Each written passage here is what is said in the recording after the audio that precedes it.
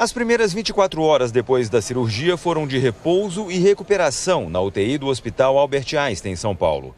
O boletim médico divulgado no fim da tarde informou que o presidente Jair Bolsonaro manteve-se estável durante o dia, sem sangramentos ou qualquer outra complicação. Informou também que ele permanece em jejum oral e que à tarde se sentou numa poltrona e fez fisioterapia respiratória e motora com bom resultado.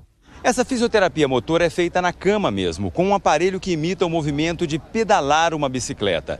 Essa atividade física é importante para começar a reativar as funções do intestino. Bolsonaro ainda não caminhou. Segundo o porta-voz da presidência, ele falou pouco e com cuidado, por orientação médica. O porta-voz Otávio do Rego Barros confirmou que, apesar das limitações, Jair Bolsonaro vai reassumir a presidência da República amanhã cedo.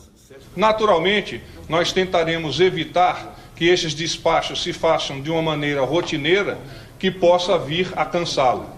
Afinal, é um homem que superou uma cirurgia de 7 horas e não apenas uma, é a terceira cirurgia. Mas ele encontrar-se-á em condições amanhã a partir das 7 horas, como foi planejado inicialmente.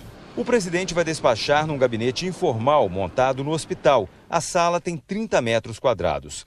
Por causa da necessidade de sigilo e segurança nas comunicações de assuntos oficiais do governo, foi instalada uma rede de internet nova para uso exclusivo da presidência da República. O que nós esperamos é que os ministros, a partir de amanhã, tenham a possibilidade de despachar com o presidente, não que efetivamente ou necessariamente o façam. Pelo 5º ano seguido, as despesas do governo federal superaram as receitas com impostos e contributos e as contas fecharam no vermelho. Mas o rombo foi menor do que se estimava. O rombo nas contas públicas ficou quase 39 bilhões de reais abaixo do previsto.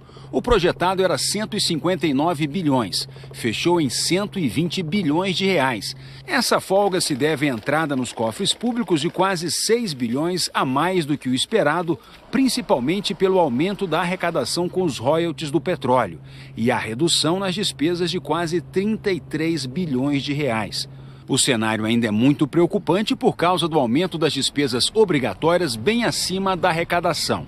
De 2008 para cá, a arrecadação caiu o equivalente a 1 ponto percentual do PIB, o conjunto de todos os bens e serviços produzidos pelo país num determinado período. Já a despesa cresceu 3,5 pontos. O rombo da Previdência atingiu 198 bilhões de reais, quase 4 vezes a mais do que em 2011. A Previdência consome quase metade da receita líquida do governo. O resultado é que, cada vez mais, o governo tem menos dinheiro para investir em obras de saneamento, infraestrutura e de estímulo ao crescimento da economia. Em 2011, o investimento foi de 80 bilhões de reais. No ano passado, não chegou a 54 bilhões de reais. O secretário do Tesouro Nacional diz que a situação chegou a um ponto insustentável.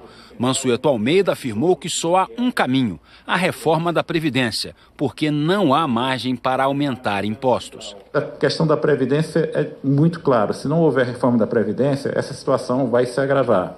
Essa situação se agravando significa que não haverá ajuste fiscal.